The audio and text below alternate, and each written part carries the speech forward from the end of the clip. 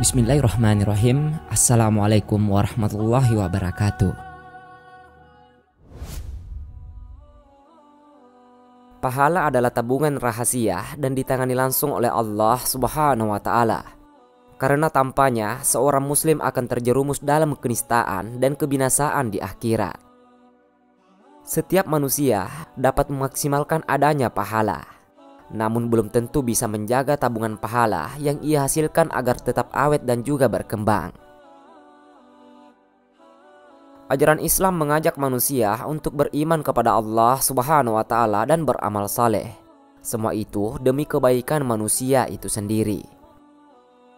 Allah Subhanahu wa Ta'ala berfirman, "Barang siapa yang mengerjakan amal yang soleh, maka pahalanya untuk dirinya sendiri. Dan barang siapa yang mengerjakan perbuatan jahat, maka dosanya untuk dirinya sendiri. Dan sekali-kali tidaklah Rabb-Mu menganiaya hamba-hambanya." Quran Surah Fussilat ayat 46. Oleh karena itu, kita jangan sampai amal kebaikan yang sudah susah payah dilakukan kemudian rusak karena suatu amal perbuatan lainnya. Setelah beramal soleh, maka tugas seorang mukmin adalah menjaga jangan sampai amal soleh itu rusak atau terhapus karena suatu amal lainnya. Betapa banyak orang yang beramal kebaikan dan amalan-amalan saleh yang lainnya, namun banyak juga pahala yang terhapus seketika. Lantas, apa sebabnya? Berikut penyebab gugurnya pahala seseorang. Di antaranya, yang pertama, riya. Riya adalah syirik kecil yang setiap manusia harus berhati-hati. Karenanya orang yang memiliki sifat riya mengerjakan segala kebaikan tidak diniatkan hanya untuk Allah Subhanahu wa Ta'ala, tetapi hanya ingin dipuji orang lain. Aku paling kaya, tidak butuh tandingan dan sekutu. Barang siapa beramal menyekutukanku kepada yang lain, maka aku tinggalkan amalannya dan tandingannya. Kemudian yang kedua, syirik. Syirik adalah perbuatan yang menyekutukan Allah seperti mengharap dan menyembah selain kepada Allah. Percaya akan kekuatan selain kekuatan Allah dan menyandarkan segala urusan kepada zat lain selain Allah Subhanahu wa Ta'ala. Perbuatan syirik akan membuat pahala gugur dan pelakunya akan dimasukkan ke dalam neraka jahanam. Semua dosa berpeluang untuk mendapatkan pengampunan dari Allah Subhanahu wa Ta'ala terkecuali dosa syirik.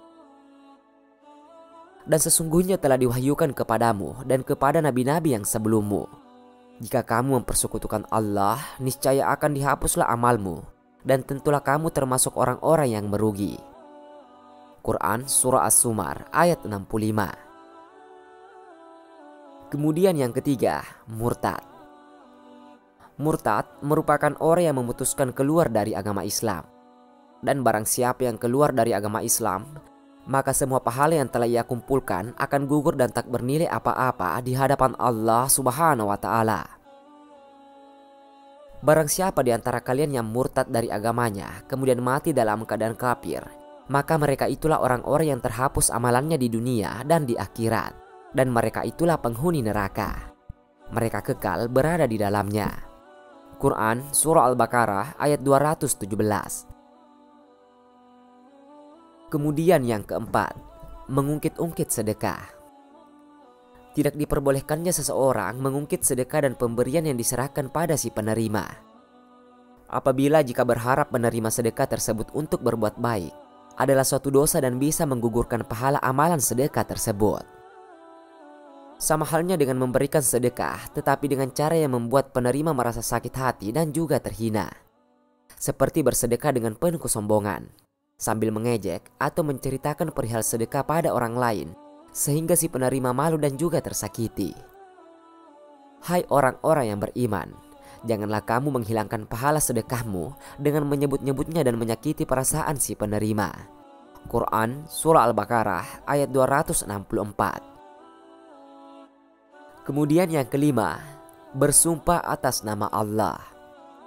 Bersumpah atas nama Allah merupakan salah satu bentuk ucapan tanpa ilmu. Karena ampunan Allah merupakan perkara gaib, sehingga tidak bisa seseorang mengatasnamakan Allah dalam menyatakan hal tersebut. Meskipun dari segi lahir seseorang banyak dosa dan maksiat, namun tidak boleh ditunjuk secara langsung bahwa ia tidak diampuni oleh Allah Subhanahu wa Ta'ala. karena hal ini akan merusak dan menghapus amalan sang pengklaim tersebut. Karena bisa saja orang tersebut akan bertobat dan Allah benar-benar mengampuninya. Dalam hadis Jundub radhiyallahu anhu bahwasannya Rasulullah Shallallahu Alaihi Wasallam mengisahkan ada seseorang berkata, "Demi Allah, Allah pasti tidak akan mengampuni si fulan." Maka Allah Subhanahu Wa Taala berfirman, "Siapakah yang bersumpah atas namaku bahwa aku tidak akan mengampuni si fulan? Sesungguhnya aku telah mengampuni si fulan dan aku menggugurkan amalanmu." Hadis riwayat Muslim. Kemudian yang keenam, durhaka terhadap kedua orang tua. Orang tua adalah orang yang mesti kita hormati. Namun jika kita durhaka kepada mereka, maka gugurlah pahala amalan yang telah dikerjakan.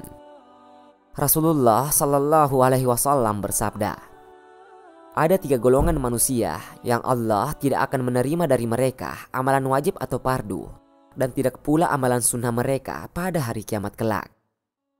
Seorang yang durhaka kepada orang tuanya, seorang yang menyebut-nyebut sedekah pemberiannya, dan seorang yang mendustakan takdir." Itulah 6 penyebab gugurnya pahala. Semoga Allah Subhanahu Wa Taala senantiasa menggugah hati kita untuk mewaspadai segala hal yang menggugurkan amalan kita atau mengurangi keberkahannya. Amin ya rabbal alamin. Wallahu a'lam.